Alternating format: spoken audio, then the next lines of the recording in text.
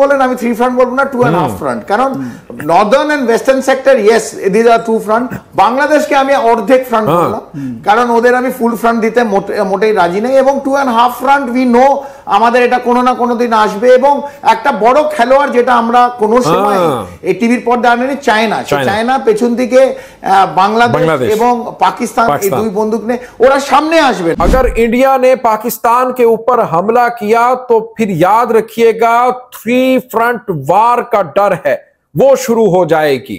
3 front वार से मतलब China और बांग्लादेश भी मैदान में कूद पड़ेंगे अगेंस्ट हिंदुस्तान। तो फिर क्या हमारे अंदर इतनी हिम्मत है, हम क्या इतनी बड़ी जंग को झेल सकते हैं कि एक तरफ बांग्लादेश, पाकिस्तान और फिर चाइना, ये अगर तीनों मिल जाते हैं तो फिर हमारे लिए मुश्किल हो जाएगा दोस्तों। ये इंडियन जो आर्मी के एक्सपर्ट्स हैं, डिफेंस के एक्सपर्ट्स हैं, वो इसके ऊपर बात करते हुए डर रहे हैं। भाई डरना तो बनता है, क्योंकि 2019 में क्या हुआ था, टी वाज फंटेस्टिंग उस वक्त, और अब 2025 में क्या है याद है ना। अभी कल की बात है, भगवान के वास्ते हमें छोड़ दो, यानी बीजीबी ने ठीक ठाक मरम्मत की है बीएसएफ वालों की, सॉफ्टवेयर अपडेट कर दिया है, इसीलिए तो ये अंतभक्त अब डर रहे हैं। अस्सलाम वालेकुम दोस्तों, আমি এহসান খান আর আপনারা দেখছেন এহসান খাन यूट्यूब चैनल। आशा को रही আপনারা সবাই ভালো আছেন। दोस्तों आपको बताएं कि अब जो हिंदुस्तानी डिफेंस एक्सपर्ट्स हैं वो ये बात करते हुए काफी खौफ है, डर है, बहुत ही ज्यादा सहमे हुए हैं, डरे हुए हैं कि अगर हम पाकिस्तान के ऊपर हमला कर देते हैं, इंडिया पाकिस्तान के ऊपर अटैक कर देता है, तो फिर ये जंग जो है वो 3 फ्रंट वार शुरू हो जाएगी। और ये जो युद्ध है इसमें बांग्लादेश भी सपोर्ट करेगा पाकिस्तान को, और फिर जो चाइना है वो भी हमारे खिलाफ कूद पड़ेगा मैदान में। चाइना तो अब भी पाकिस्तान के साथ खड़ा हुआ है। फिर वो इंडियन ये भी कह रहे हैं कि जो बांग्लादेश की अवाम है, जो बांग्लादेश के लोग हैं, वो इस वक्त पाकिस्तान के हक में, पाकिस्तान के पक्ष में बात कर रहे हैं, जो बहुत बड़ी तादाद है। यानी वो कह रहे हैं कि 90% जो बांग्लादेशी हैं वो इस वक्त पाकिस्तान के साथ खड़े हुए हैं।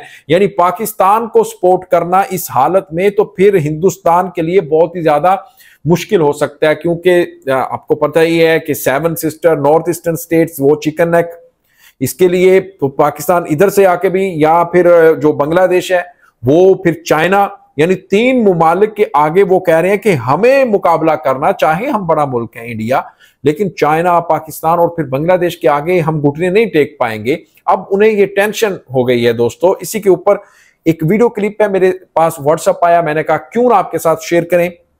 आइए दोस्तों ये वीडियो देखते हैं, फिर हम इसके ऊपर बात करेंगे। जुड़े रहिएगा आखिर तक, इस वीडियो को जरूर देखिएगा। 3 2 1 and Q. Indian army strategic একটা দিক নিয়ে প্রশ্ন রয়েছে, যেটা খুব ইম্পর্টেন্ট এই মুহূর্তে। যখনই কোনো রকম যুদ্ধ এরকম তৈরি হয়, যে কোনো একটা জায়গা থেকে শুরু হলো, তারপর দেখা যায় চারিদিকে ছড়িয়ে যায়। আমরা জানি ভারতের 3 ফ্রন্ট ওয়ারের মানে হতে পারে। এবার যদি সেই রকম হয়, মানে পাকিস্তানের সঙ্গে শুরু হলো যুদ্ধ, এবার সেটা যদি 3 ফ্রন্টে গিয়ে দাঁড়ায়, তাহলে ভারত কি পারবে at a time simultaneously 3 front ওয়ারে যেতে? Bharat as a military mind is one of the 4th largest military mind in the whole world. আর আপনি কালকে নিউজ দেখেছেন, জাপানকে টেক্কা দিয়ে এই বছরেই 2025-এ জিডিপিতে will be the 4th largest economy in the whole world. So India is soon becoming a super power after US, China, তারপরে ইন্ডিয়া। এই জায়গায় এই লিগে আমরা অলরেডি ওভারটেকেন ইউকে, আমরা জাপানকেও ওভারটেক করছি, আমরা 4th পজিশনে ক্রস করব। So we are the largest economy and we are militarily 4th largest powerful military power in the whole world. সেই জায়গায় আপনি 3 ফ্রন্ট বলেন, আমি 3 ফ্রন্ট বলবো না, 2.5 ফ্রন্ট, কারণ northern and western sector yes this are 2 front. বাংলাদেশকে আমি অর্ধেক ফ্রন্ট বললাম, কারণ ওদের আমি ফুল ফ্রন্ট দিতে মোটেই রাজি নেই। এবং 2.5 ফ্রন্ট উই নো আমাদের এটা কোনো না কোনো দিন আসবে। এবং একটা বড় খেলোয়াড় যেটা আমরা কোনো সময় এই টিভির পর্দা আনেনি চায়না, সে চায়না পেছন থেকে বাংলাদেশ এবং পাকিস্তান এই দুই বন্দুক নিয়ে ওরা সামনে আসবে না, ব্যবসায়ী কারণে ইকোনমির কারণে ওরা সামনে আসবে না। এই দুটো অরফ্যান চাইল্ড, আমি দুটোকে বারবার অরফ্যান চাইল্ড বলি, একটা বাংলাদেশ অরফ্যান চাইল্ড, মানে ওদের মা বাবা নেই কেউ, আর একটা হচ্ছে পাকিস্তান, কারণ পুরো বিশ্ব ওদের ছেড়ে দিয়েছে। তো একজন দূর থেকে কেউ দেখাশোনা করছে এই দুই অরফ্যান চাইল্ডদের, অনাথ দুটো ছেলে আর মেয়ে, কোনটা মেয়ে কোনটা ছেলে নিজেরা বুঝে নেবেন। তো এদের দেখাশোনা করছে এবং আপনি যেটা rightly you have brought out যে পাকিস্তানে প্রায় 250টা আর্মি অফিসার্স এবং more than about 1500 soldiers have already put up their resignation. যে এই যুদ্ধে ভারত যেরকম ভাবে এগোচ্ছে, এই যে আমরা স্ক্রিনে দেখছি ভারতের might, military might, resignation Indian army के जनरल ने दिया है, সেই জায়গায় INS Arihant submarine, nuclear submarine আরব মহাসাগরে তলায় ঘুরছে, এই সমস্ত কিছু নিয়ে আমাদের স্ট্রাইক ডিভিশন মুভ করছে। এবং আমাদের পূর্বে আমাদের 4টে কোর, 33 কোর, 17 কোর এই পানাগড়ে, ওদিকে 3 কোর, 4 কোর, এর বিশাল ডিভিশন চারিদিক দিয়ে বাংলাদেশকে ঘিরে আছে।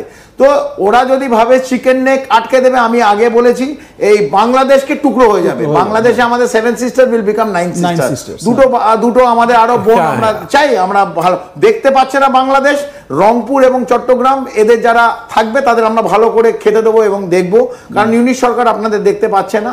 যদি এই দুঃসাহসিক কাণ্ড ওদের সেই লঞ্চ প্যাড যদি পাকিস্তান অথবা বাংলাদেশ নিজেরাই করতে যায়, বাংলাদেশ কেটে যাবে।